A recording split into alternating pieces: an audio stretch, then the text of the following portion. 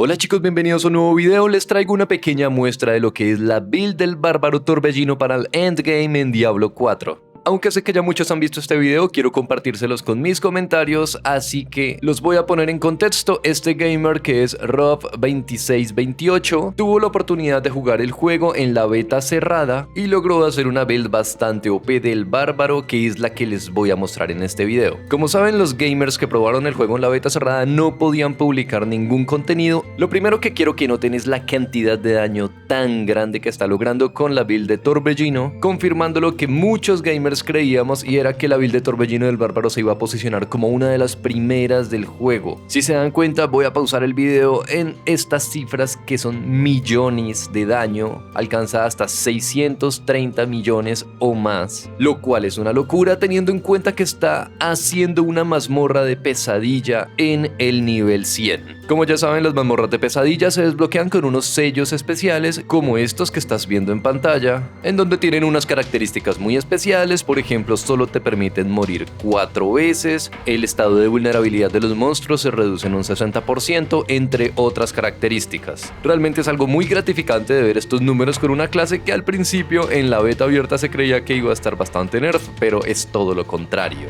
Incluso aunque está haciendo una cantidad brutal de daño, fíjense cómo lo one-shotean los élites, que es algo bastante difícil de creer, porque este men tiene barrera y fortificación, además de un montón de resistencias que se darán cuenta cuando les presente la build más adelante. Hay un punto bastante importante que quiero resaltar, y es la movilidad del bárbaro. Fíjense cómo recorre todos los corredores de la mazmorra de una manera rápida, no está utilizando ningún salto, pero está utilizando los bonos de los gritos que le dan una velocidad de movimiento bastante OP.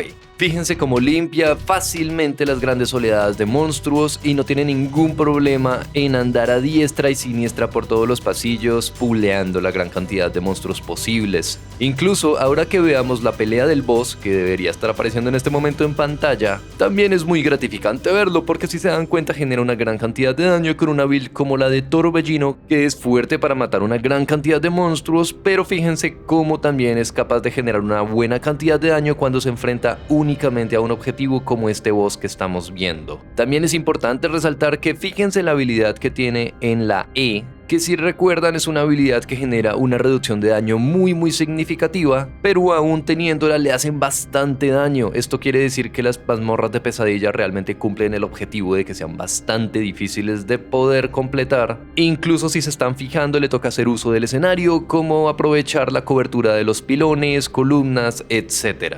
Quiero que te fijes también en cómo él está spameando todas las habilidades teniendo un tiempo de enfriamiento bastante corto, y es algo que iremos a ver más adelante, tal vez en otro video, de cómo reducir los tiempos de enfriamiento de esta manera para poder spamear todos los gritos y todas las bonificaciones.